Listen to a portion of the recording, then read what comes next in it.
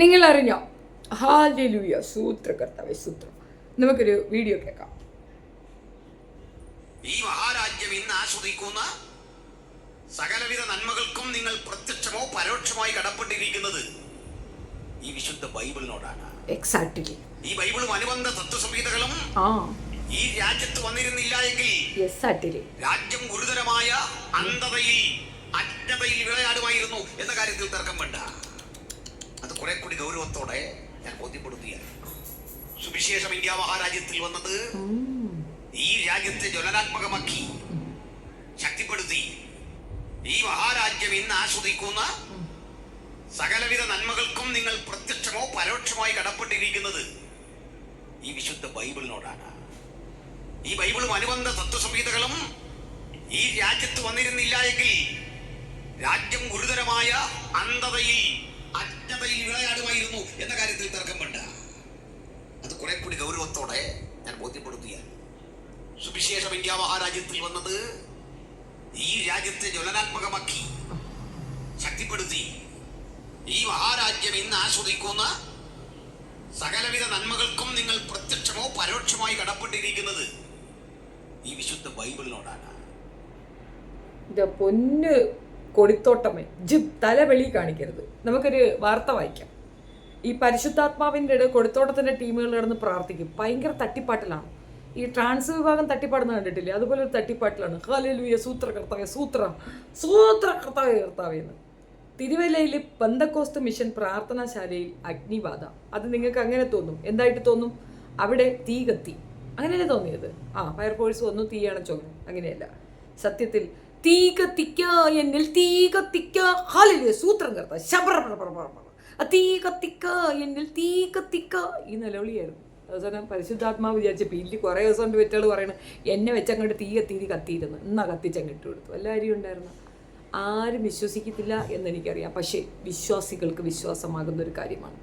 പിന്നെ അനിലെണ്ണം പറഞ്ഞത് ഇതിനകത്ത് ഒരു കാര്യമുണ്ട്. അത്യാവശ്യം ബോധമൊക്കെ വന്നത് ഇവിടെ ക്രിസ്ത്യാനികൾ വന്നിട്ട് തന്നെയാണ്, ഇല്ലയെന്നൊന്നും നമ്മൾ പറയുന്നില്ല. ബാക്കിയുള്ളവർ വന്നപ്പം ഇങ്ങനെ ഒരു കാര്യങ്ങൾ ഈ രീതിയിലൊരു പുരോഗമനം വന്നത് ഈ ബ്രിട്ടീഷുകാർ വന്നിട്ട് തന്നെയാണ്. അപ്പോൾ ബ്രിട്ടീഷുകാരുടെ കയ്യിലിരുന്ന സംഗതി എന്ന് വെച്ചാൽ ബൈബിളെന്ന് വെച്ചാൽ ആ അർത്ഥത്തിൽ കറക്റ്റാണ്. അല്ലണ്ണ, അണ്ണൻ്റെ കൂട്ടർക്കൊന്നും ഈ ബോധം വരാത്തത് എന്താണെണ്ണ? വാർത്തയിലേക്ക് പോകാം. തിരുവല്ല പുഷ്പഗിരി മെഡിക്കൽ കോളേജ് ആശുപത്രിക്ക് സമീപത്തെ പെന്തക്കോസ്ത് മിഷൻ പ്രാർത്ഥനാലയത്തിലായിരുന്നു തീപിടുത്തം. ഇന്ന് പുലർച്ചെ 12:30 സംഭവം. സ്ഥലത്ത് അഗ്നിരക്ഷാസേന എത്തി പരിശുദ്ധാത്മാവ് കത്തിച്ച തീ അണച്ചു. ഭാഗ്യം. എന്നാലും പരിശുദ്ധാത്മാവിന് ഇങ്ങനെയും കഴിവുണ്ടായിരുന്നു. ആളുകളെ കത്തിച്ച് കൊല്ലൂലേ? നിങ്ങളൊരു കാര്യം ചെയ്യുക, പാട്ട് മാറ്റി പിടിക്കുക. ഇതെന്തിരി പാട്ടാണ് പെണ്ണുങ്ങളെ പാടണത്? പാട്ട് കേൾക്കണോ നിങ്ങൾക്ക്? ഞാൻ കേൾപ്പിക്കാം. പ്രാർത്ഥനാലയത്തിന് പിന്നിൽ വിറക് പുഴയ്ക്കായിരുന്നു തീ പിടിച്ചത്.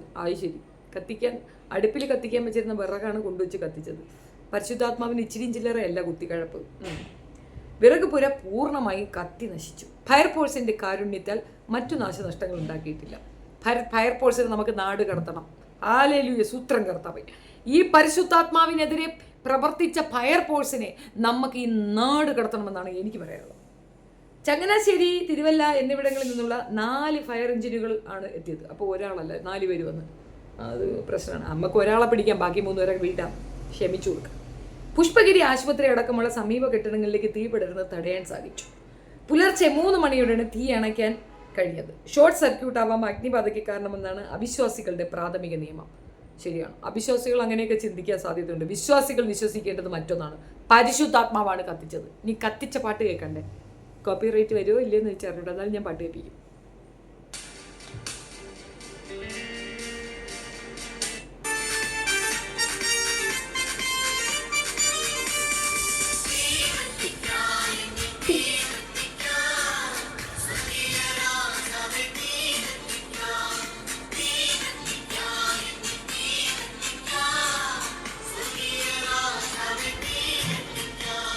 ഹല്ലേലൂയ, സൂത്രകർത്താവ് പരിശുദ്ധാത്മാവ് നമ്മുടെ മുന്നിൽ പ്രത്യക്ഷപ്പെട്ടിരിക്കുന്നതാണ് ഞാൻ നിങ്ങളോട് പറഞ്ഞത്.